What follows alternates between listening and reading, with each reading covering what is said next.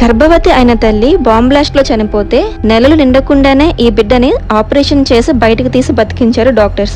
ఇంతకీ ఆ బాంబ్ వేసింది ఎవరో తెలుసా?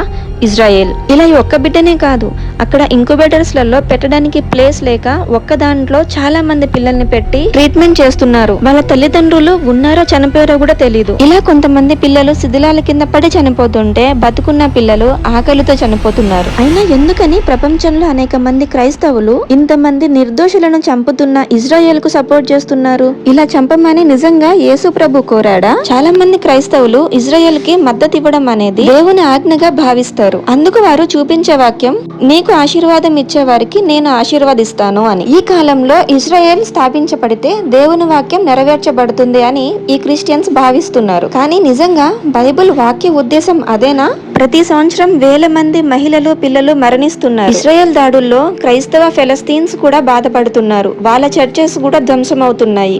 అయినా ఎందుకు వెస్టర్న్ క్రిస్టియన్స్ ఇజ్రాయెల్ కి సపోర్ట్ చేస్తున్నారు? కానీ బైబిల్ ప్రకారంగా యేసు అసలు ఏం చెప్పారు? ఆయన ప్రేమను, క్షమించడం, న్యాయంగా ఉండడాన్ని బోధించారు. శాంతిని నడిపించేవారు ధన్యులు అన్నారు. ఆయన బలహీనుల వైపు, బాధలో ఉన్న వారి వైపు మాత్రమే నిలిచాడే తప్ప శక్తివంతుల వైపు కాదు. మరి యేసు పిల్లలపై బాంబులేసే వాళ్ళని సమర్థిస్తారా?